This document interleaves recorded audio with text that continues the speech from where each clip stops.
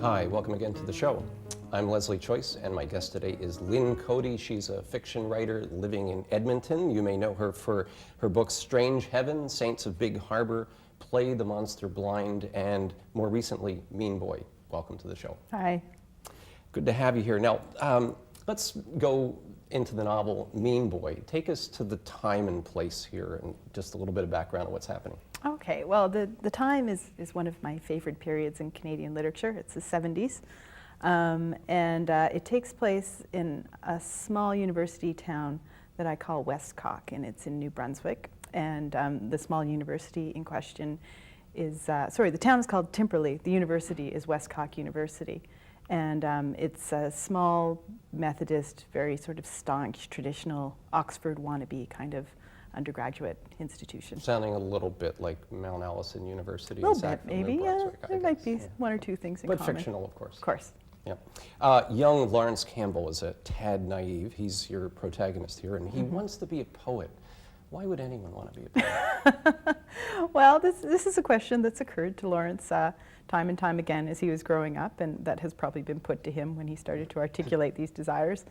He grew up in really rural PEI, basically. And he's just one of those kids that always felt like an outsider, always felt like he never fit in, that he cared more about strange things and had, stronger feelings about certain things and other, the kind of things that the other kids were interested in, hockey and baseball, and he's interested in books and imagery. So he just realized one day that he just discovered poetry and literature and fell in love with it, and I think he calls it his salvation at some point. He embraces it. He decides, this is the thing that makes me different, but I love it, and this is what I'm going to do with my life. And he's kind of brave in a way, because he decides, I don't care if it makes me seem strange or effete in the eyes of everybody else. It's what I'm going to do. He's going to go for it. Yeah. So he's going to go to university. He's going to study creative writing. Yeah. He finds a mentor there, a guy named Jim Arsenault, and this is the boy's hero. Is he the real McCoy in a fictional sense? I mean, is he what he appears to be? Jim? Yeah, well, I think he is. I mean, he's published a couple of books of poetry to great acclaim in Canada, and I think he's gotten a little bit of international notice as well. So yeah, I think Jim is the real deal. I think he's probably a really brilliant poetic talent. At the same time, he's not a particularly great man or person. And Larry is so young and idealistic that he doesn't quite understand that there would be a distinction. He figures if you're a great poet, then that's it. That's all you need to be, and that's very much what Larry wants to be as well. Right, and quite a character on campus. Now, the setting is 1975? Yeah. And you were born when? 70. So we're talking about a territory that you don't necessarily know a whole lot about from personal experience. That's true, although I have very vivid memories of the 70s from when I was growing up. I have always had very vivid childhood memories, and I always wanted to set a novel in the 70s because I just remember those little details, like the big collars and the sideburns. Yes, I remember them too. Yeah, all that great period stuff. But also the period that influenced me the most as a writer, I think, is Canadian poetry in particular in the 70s, but also just the whole rise of social realism and sort of the nationalistic fervor that was kind of infecting arts and letters at that time is really exciting for me to imagine, because it's so not present these days. Right. Well, it was a heady time, and that's right. It's the prerogative of the writer to imagine all kinds of times and places we haven't lived. But you did live in Sackville, New Brunswick for a while, did you? What was that like? It was sort of strange because I went there with my partner when he went back to finish his last year of university. So I was kind of in this weird limbo because I wasn't going to university. I wasn't from Sackville. And we only spent a year there, but it's actually a really important year in my life as a development of writer. I just did a lot of reading and writing and sort of concentrating on writing. And that's where I first heard of John Thompson, actually, the poet that kind of inspired me to write the book, some of the events of his life. Okay, there are three kind of background real-life characters that I was noting in the book: John Thompson and Alden Nowlan and Milton Acorn. Tell me just a little bit about John Thompson. In one sense, your fictional Jim Arsenault is somewhat modeled on the existence of the real man, I guess. Yeah, I'm trying to be really careful about drawing direct Sure. connections between them, just because it's more about how, when I was younger and discovering John Thompson, I was really sort of attracted to him because I knew he was in Sackville the same time I was, and he was a bit of an outsider the way I was feeling. But he was also very brilliant and very exalted by his contemporaries at the time, like Margaret Atwood and Michael Ondaatje and Dennis Lee. So people really appreciated his work. But he was this brilliant mercurial presence at Mount Allison in this really traditionalist English department, and his sensibilities didn't always jibe with theirs. And so that particular clash of sensibilities really intrigued me. And then hearing about the kind of things that Thompson did that just weren't done, like he rappelled down the side of the English department once apparently, and he whipped out a hunting knife in the middle of a faculty meeting, and all this stuff that everybody else was just not quite on board with. But the one incident in particular that sort of kick-started my novel was his tenure was denied at one point. He was told he wasn't going to be granted tenure, which for an academic is a big deal.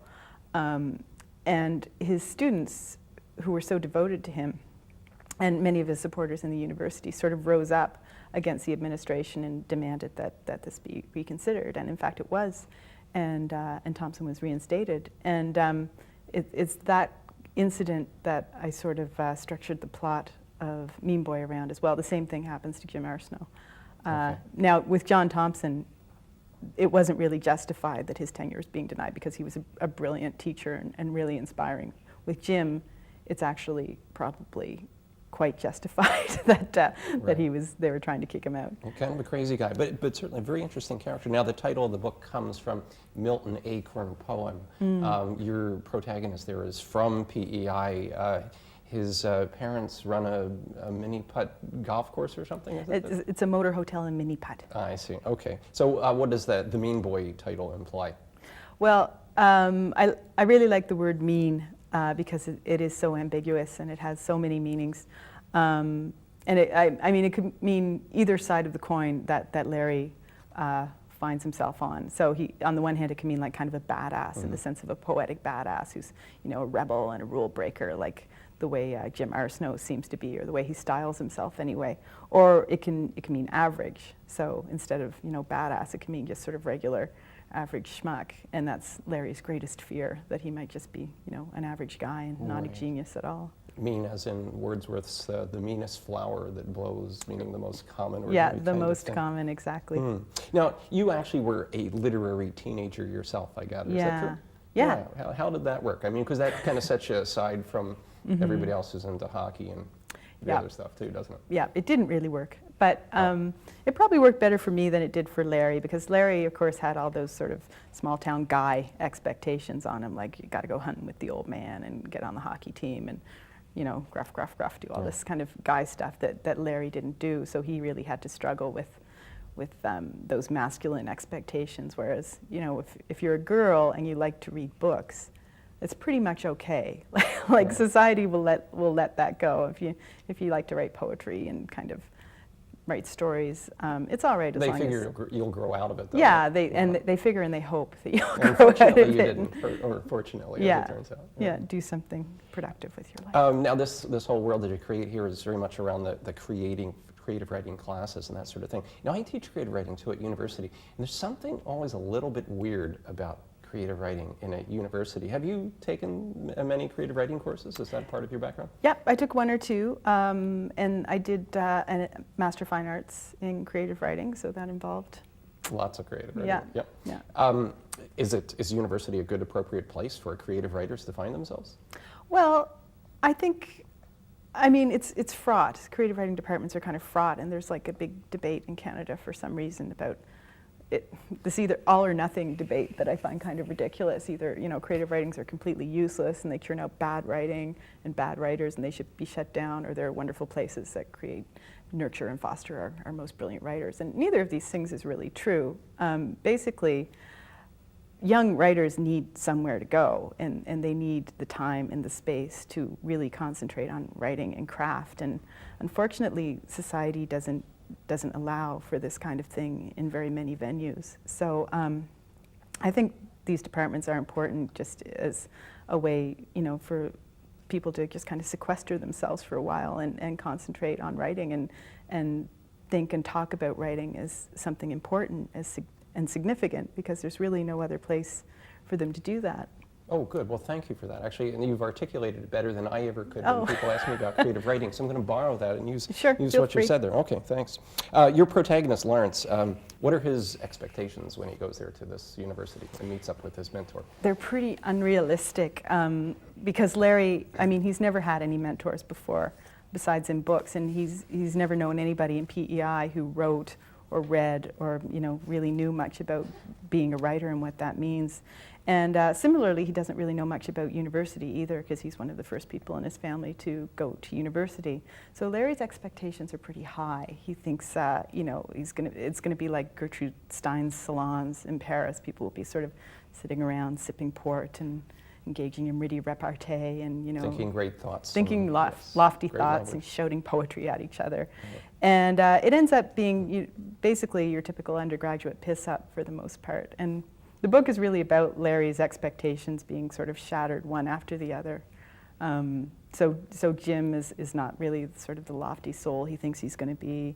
And he ends up hanging out with, of all people, sort of a big, tough, violent football player, which is kind of the last person Larry ever thought he would be friends with, or someone like Jim would be friends with. Right. So he just kind of sees all his idols toppling one after another. And how does that work for his transformation? What kind of a person does he become? Is he totally disillusioned or moving on?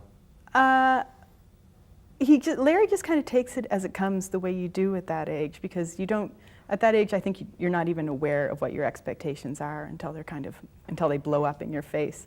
But he just sort of moves on. He goes, okay, so that's blown up, and he'll move on to the next one.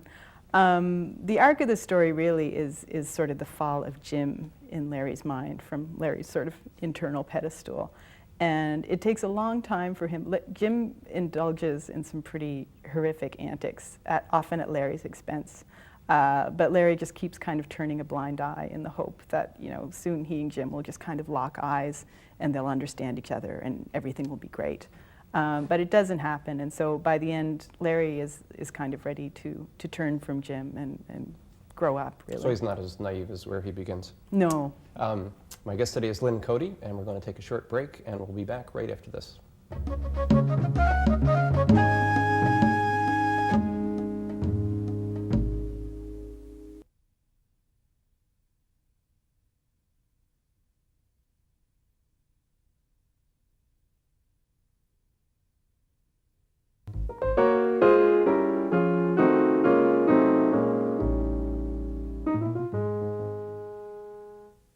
Welcome back to the show. My guest today is Lynn Coady. In your novel here, Mean Boy, where are you in the book? I assume that you are not necessarily the young man, Larry, and you're not necessarily having arrived at the Jim Arsenault stage yet, maybe, never. But somewhere in there, you're in there, aren't you? Oh, sure. Yeah.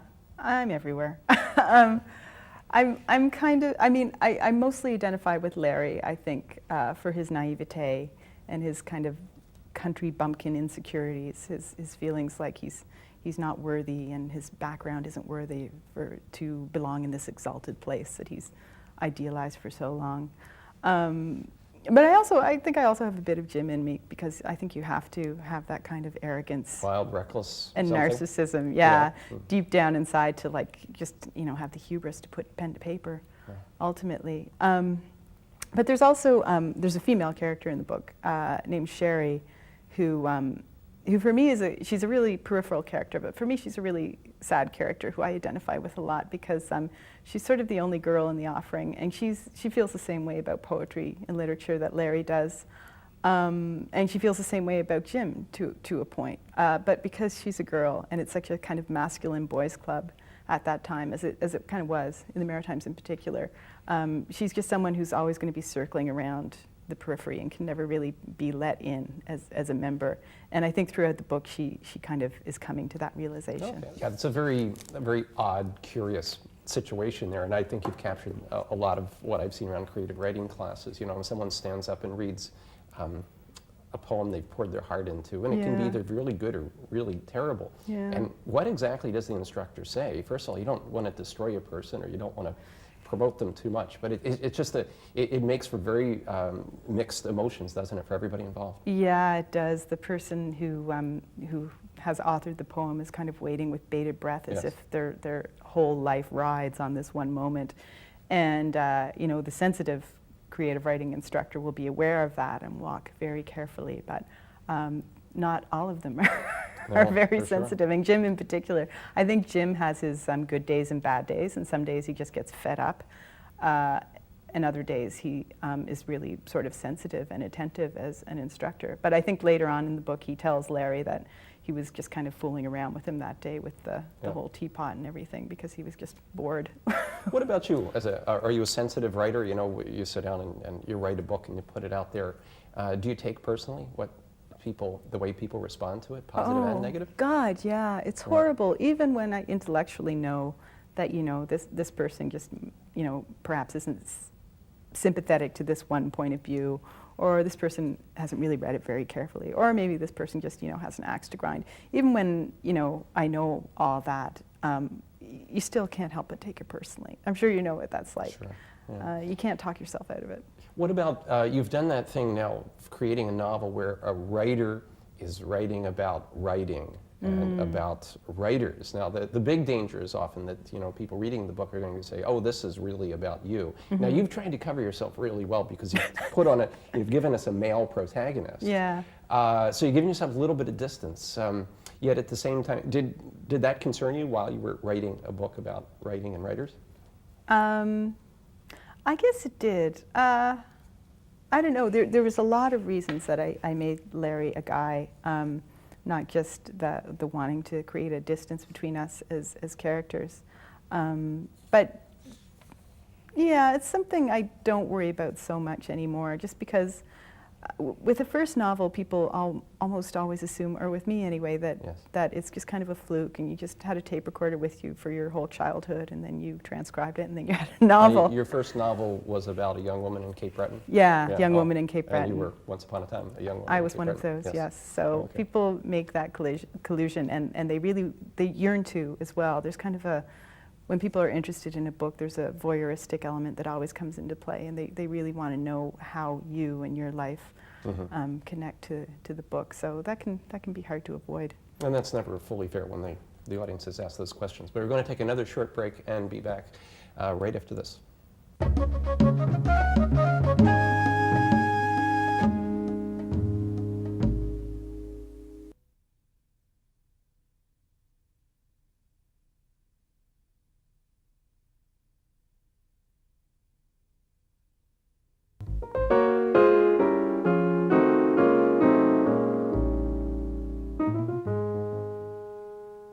My guest today has been Lynn Coady. We're talking about her novel Mean Boy and about creative writing in general. We've held on to this myth about the writer, you know, becoming a writer and the famous writer and all that sort of stuff. We're still kind of selling that, I think, you know, through the media, through universities and through other places. What's the, you've been at this now for quite a while. What's the difference between the myth of becoming a writer and the reality of being a working writer, which you are? It's a big difference, and once that myth is punctured in your mind as the writer who, you know, once was somebody who wanted to be a writer and was an aspiring writer, it really just sort of de-elevates the whole thing. It's funny because I think the publishing industry and maybe writers in general have a lot invested in that exalted image of writers as people being, you know, just sort of inhabiting a different plane from the rest of us. And it always seems to go along with wealth for some reason. People kind of assume that once you have a book out, once your face is, you know, on the back of a book and in the newspaper and magazines. So you and Stephen King, you're both making the same amount of money or something like that? More or less, yeah, in the same tax bracket. No, that's not true. But people make these assumptions, and I think it's just because, I mean, that's the kind of thing Larry is struggling with. I think it's because people writing, you know, was always traditionally an upper class and middle class kind of pursuit. And I think that's why, a lot of working class writers were so excited in the 70s when this myth was kind of being exploded, and they realized that they could write about their own experiences and their own background, and it wasn't illegitimate just because, you know, it didn't have to do with lords and ladies. Yeah, I think of Alden Nowlan in particular in that regard. You know, like not a university-educated man who was writing brilliant poetry. You were maybe inspired by Alden, were you? I was really strongly inspired by Alden Nowlan, and David Adams Richards, who was inspired writers. by Now, Nowlan. further along in your writing career, just at a point, I was reading an article there where, you know, you're getting all this, you're getting the glory is being heaped upon you, and you don't have enough money to pay your phone bill. What was that like? Yeah, that was weird, and that was the beginning of that whole writer myth being punctured for me. The cognitive dissonance that kind of stuff sort of inures you with is really strange and really hard to shake. And sort of people approach you with these really fixed ideas about how you must live and the way your life must sort of unfurl. And you just feel like sometimes reaching out and shaking them and going, you make more money than I do. You know, I was talking to somebody today, and I found myself talking about when I was in my 20s and writing my first novel, and how really that novel came out of my unemployment and underemployment. That was the only way that I had the sort of time and space to write. And as much of a struggle as that was, I was saying that it's good that I took that time and, like, you know, just went with the unemployment when I did. Because a lot of people always say, well, you know, I have to write a novel, but I have to be practical too, so I'll wait until, you know, I'm a bit more established and I have more money. But as life intrudes, it gets harder and harder to take that time as we sort of acquire, you know, responsibilities and children and bills and all the distractions of adulthood. And it just gets, the older you get, it gets more and more frowned upon if you just say, I'm dropping out, you know, to pursue my own thing. So I think anybody who really wants to write a novel should just sit down and do it as soon as possible, because it only gets harder the longer you wait. Isn't it fun to pretend, though, that you're rich and famous, or at least famous? That's not even pretend for you. You're very well. proud, you know? It's really exhausting, though, to feel like you have to sort of put forward this image of ease and comfort that you're not necessarily living. Okay, back to the book, your books in general. They seem to explore authority figures in one form or another. Where does that come from in your life? Oh, well, I think that comes from being raised in Cape Breton, and it's a really sort of traditional, conservative, very Catholic community. So right there you have the Pope kind of looming over everybody. It was always just a really strong sense. There's something about small towns, especially small towns with big religious influences, that you're always kind of being tacitly told to walk the line, to just do what you're told, and don't try to rise above the very low expectations that are set upon you. And I remember one of the sort of Catholic things I remember being drilled into me is that God comes first, other people come second, and you always come last. And so anyone who sort of tries to get around that is not, is snapped back into place pretty quickly. And I take it you've made your exodus from that world to a great extent. You moved away and moved on. Yeah, I think I have, but I still have this fascination for authority figures, particularly arbitrary authority figures like the Pope. People who just, you know, you're alive in the world one day and somebody shows you a picture of an old guy in a funny hat and says, this is the ultimate authority. Whatever he says, we have to do it, just so you know. And that always just seems so sort of Orwellian and bizarre to me. So it's something I always sort of end up exploring, I think, in my books, no matter what I happen to be writing about. And explored very well. Lynn Coady, thanks for being on the show. Thank you very much. And thank you for watching again. I'll see you again next time.